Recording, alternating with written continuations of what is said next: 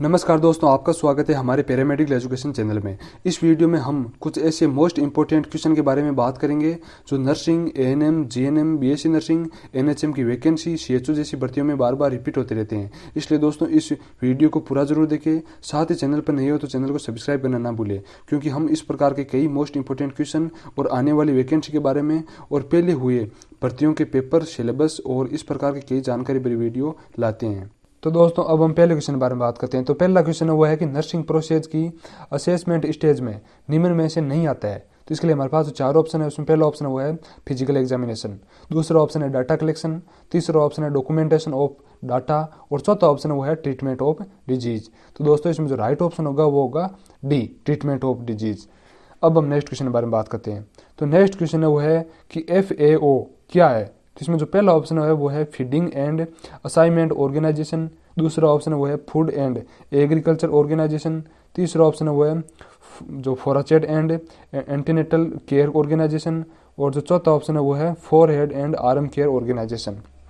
तो दोस्तों इसमें जो राइट ऑप्शन होगा वो होगा B, food and agriculture organisation, यानी FAO है वो है फूड एंड एग्रीकल्चर ऑर्गेनाइजेशन। अब हम नेक्स्ट क्वेश्चन के बारे में बात करते हैं। तो नेक्स्ट क्वेश्चन है वो है कि validation of data nursing process की किस स्टेज में आता है।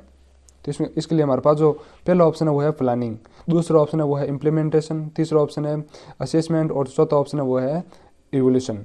तो दोस्तों इसमें जो राइट ऑप्शन होगा वो होगा सी, असेसमेंट। अब हम नेक्स्ट क्वेश्चन के बारे में बात करते हैं। नेक्स्ट क्वेश्चन है कि नर्सिंग प्रोसेस की एक्शन फेज कहलाती है। तो इसके लिए हमारे पास जो पहला ऑप्शन है वो है असेसमेंट, दूसरा ऑप्शन है प्लानिंग, तीसरा ऑप्शन है वो है इम्प्लीमेंटेशन और चौथा ऑप्शन है वो है इवोल्यूशन। तो दोस्तों इसमें जो राइट ऑप्शन होगा वो होगा सी, इम्प्लीमेंटेशन। अब हम नेक्स्ट क्वेश्चन के बारे में बात करते हैं कि यूनिसेफ का मुख्य उद्देश्य है। इसके लिए हमारे पास जो पहला ऑप्शन है वो है इन्वायरमेंटल हाइजीन, दूसरा ऑप्शन है चाइल्ड डेवलपमेंट, तीसरा ऑप्शन है सैनिटेशन और चौथा ऑप्शन है वो है पर्सनल हाइजीन।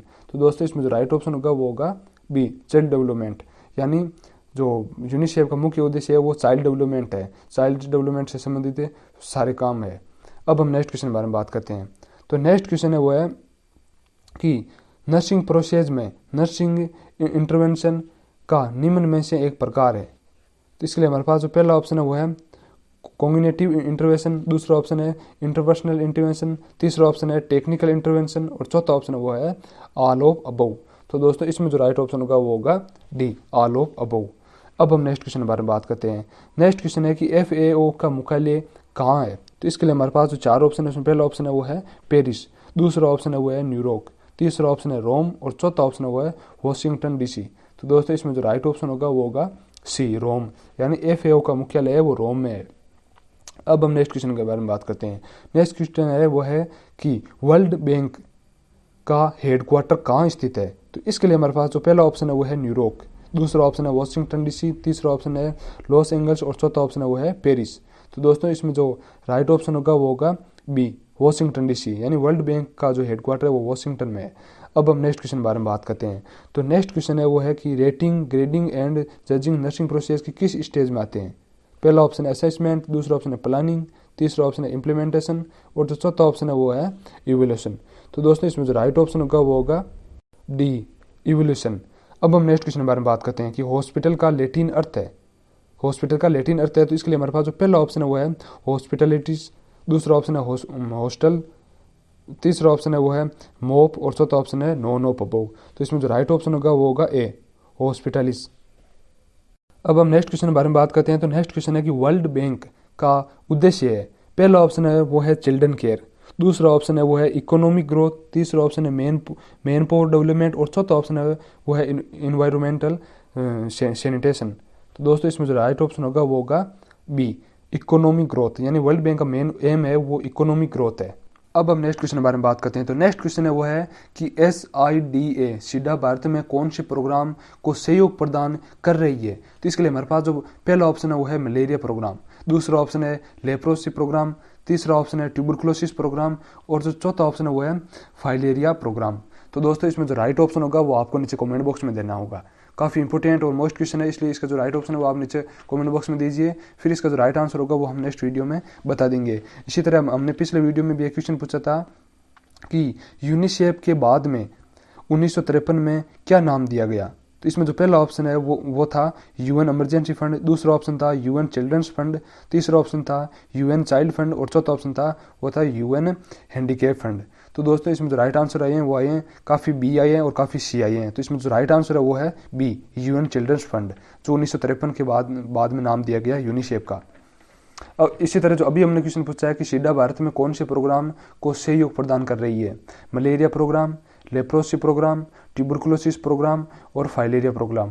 तो दोस्तों इसमें जो राइट आंसर है वो आपको नीचे कमेंट बॉक्स में देना है, फिर इसका जो राइट आंसर होगा वो हम नेक्स्ट वीडियो में बता देंगे। अब हम नेक्स्ट क्वेश्चन के बारे में बात करते हैं। तो नेक्स्ट क्वेश्चन है कि इंटरनेशनल रेड क्रॉस सोसाइटी संस्था है, पहला ऑप्शन है वो है पॉलिटिकल एंड प्रॉफिटेबल, दूसरा ऑप्शन है पॉलिटिकल एंड नॉन प्रॉफिटेबल, तीसरा ऑप्शन है non political and non profitable और जो चौथा ऑप्शन है वो है नॉन पॉलिटिकल एंड प्रॉफिटेबल। तो दोस्तों इसमें जो राइट ऑप्शन है वो है C non political and non profitable. अब हम नेक्स्ट क्वेश्चन के बारे में बात करते हैं। नेक्स्ट क्वेश्चन है कि मीडियम साइज हॉस्पिटल में बेड्स की संख्या होती है। जो पहला ऑप्शन है वो है लेस देन 100 यानी 100 से कम, दूसरा ऑप्शन है 101 से 300 बेड, तीसरा ऑप्शन है 301 to 500 और चौथा ऑप्शन है मोर देन 400। तो दोस्तों इसमें जो राइट ऑप्शन है वो है बी 101 से 300 बेड, जो एक मीडियम साइज हॉस्पिटल में बेड्स की संख्या होती है। इसी तरह जो नेक्स्ट क्वेश्चन है वो है कि सीएचसी पर कितने बेड होते हैं। पहला ऑप्शन है 10 से 15, दूसरा ऑप्शन है 6 से 10, तीसरा ऑप्शन है 30 से 50 और चौथा ऑप्शन है 1 से 5। तो इसमें जो राइट ऑप्शन है वो है सी 30 से 50, जो एक मतलब सीएचसी पर नॉर्मल बेड की संख्या होती है। अब हम नेक्स्ट क्वेश्चन के बारे में बात करते हैं। तो नेक्स्ट क्वेश्चन है वो है कि इंडियन रेड क्रॉस सोसाइटी की संस्थापना कब हुई। तो इसमें जो पहला ऑप्शन है वो है 1910, दूसरा ऑप्शन है 1905, तीसरा ऑप्शन है वो है 1920 और चौथा ऑप्शन है वो है 1935। तो दोस्तों इसमें जो राइट ऑप्शन है वो है सी 1920 यानी 1920 में इंडियन रेड क्रॉस सोसाइटी है उसकी संस्थापना हुई थी। इसी तरह जो नेक्स्ट क्वेश्चन है कि FAO यानी फूड एग्रीकल्चर ऑर्गेनाइजेशन की स्थापना कब हुई। तो इसके लिए जो पहला ऑप्शन है वो है 1930, दूसरा ऑप्शन है 1945, तीसरा ऑप्शन है 1951 और चौथा ऑप्शन है 1956। तो इसमें जो राइट ऑप्शन है वो है बी 1945 में FAO की स्थापना हुई थी। अब हम नेक्स्ट क्वेश्चन के बारे में बात करते हैं। तो नेक्स्ट क्वेश्चन है वो है कि फॉर्मेलाइन का निम्न में से इस्तेमाल किया जाता है। पहला ऑप्शन है कॉन्केंट डिसइंफेक्शन, दूसरा ऑप्शन है टर्मिनल डिसइंफेक्शन, तीसरा ऑप्शन है क्रॉस डिसइंफेक्शन और चौथा ऑप्शन है नॉन ऑफ अबोव। तो इसमें जो राइट आंसर है वो है बी टर्मिनल डिसइंफेक्शन, यानी टर्मिनल डिसइंफेक्शन के लिए फॉर्मेलाइन का यूज किया जाता है।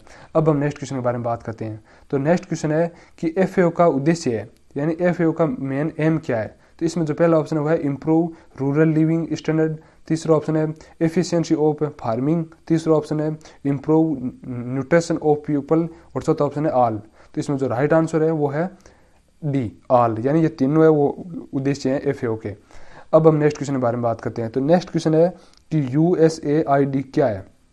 पहला ऑप्शन है वो है United Nation States agency for intelligence development, दूसरा ऑप्शन है वो है United State agency for international development, तीसरा ऑप्शन है वो है United Swiss associated intelligence development और चौथा ऑप्शन है वो है United State agriculture interest development.